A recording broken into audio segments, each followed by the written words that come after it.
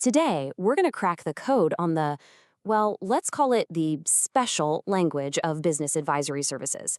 We're going to find out what it's really all about. And a little spoiler for you, it's not always about making things crystal clear. You know this room, right? We've all been there.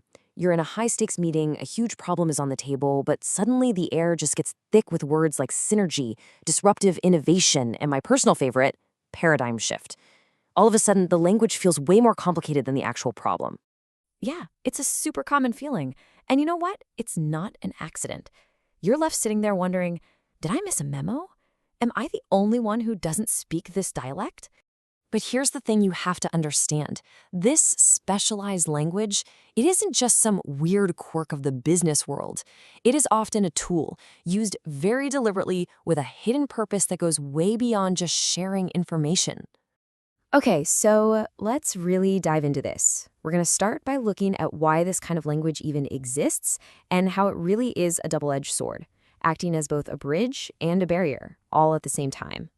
So on the one hand, if you're part of the in crowd, jargon can be like a secret handshake, a shorthand that speeds everything up. But, and this is a big but, when you're the client on the outside, that exact same language becomes this massive wall. It hides the real meaning, it kills transparency, and it makes it almost impossible to hold anyone accountable for anything. And that wall, it usually serves two big strategic goals. First, it just radiates authority. It makes the advisors sound like they have some secret, high-level knowledge that you don't. And second, and this is probably the more important one, it masks uncertainty.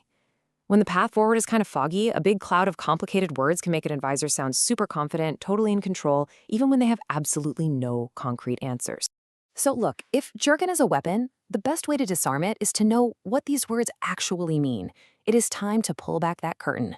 Let's do a lightning round and decode some of the most common buzzwords you are absolutely going to hear. Let's kick things off with a huge one, a word that gets tossed around all the time to signal big, exciting, game-changing stuff: disruptive. The gap between what's promised and what's real here is just massive. Disruptive is sold to you as this surefire, revolutionary breakthrough, but in reality, it's often just code for an idea that is totally unproven, pretty risky, and hasn't delivered any real results yet. Okay, next up is an absolute classic you've definitely run into: the promise to go after the low-hanging fruit. Oh, this one is just brilliant because it shows how a totally positive-sounding idea can actually be a tactic to avoid doing real work. The pitch is always about getting some quick, easy wins to build momentum. But what's really happening? It's often a strategy to look busy and productive by focusing on all the easy stuff while very carefully avoiding the difficult, complicated, high-value work that actually needs to get done. Ah, yes. Let's circle back. We've all heard it. It sounds so responsible, right? Like you're carefully setting aside a topic for later. But come on, let's be real. More often than not, it's just a polite way to dodge a tough question, kick the can down the road, and hope that by the time you're supposed to circle back, everyone's forgotten about it. And finally, we have the king of empty phrases: value add. The promise is that the advisor is bringing something totally unique and essential to the table. The reality? It's basically a generic filler word they use to justify their fees without ever having to actually define what that value is in clear, specific, or measurable ways. Now, this isn't just some annoying little communication problem. Using vague, unaccountable language like this has very real and often very, very expensive consequences for your business. Think about it. When the communication is fuzzy, everyone walks away with different expectations. That leads directly to wasted resources. We're talking time and money just poured down the drain on work that was never properly defined. And over time, this just eats away at the most important thing you have: trust. When buzzwords are constantly used to cover up a lack of substance, the whole relationship just falls apart. Let's look at a quick real-world example. A client asks for a full market analysis. The advisory firm pushes back, saying they don't want to boil the ocean, a phrase that means let's not make this too broad.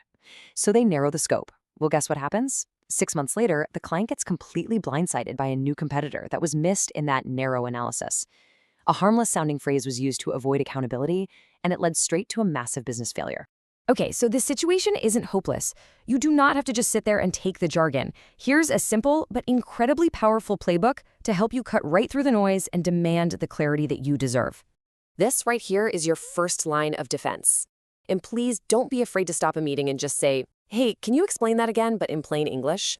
Push them for actual, concrete examples and the data that backs up what they're saying. Your one and only goal is to challenge vagueness until you get a specific, real answer. And here's an even more powerful technique. It's 3 simple steps. First, paraphrase back what they just said to you. Start with, "So what I'm hearing is." This forces them to be clear. Second, ask them to define what success actually looks like in specific terms.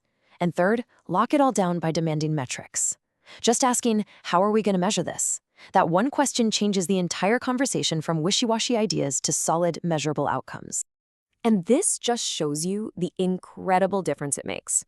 You go from a sentence that is literally meaningless, a bunch of buzzwords strung together, to a clear, specific, and totally accountable promise.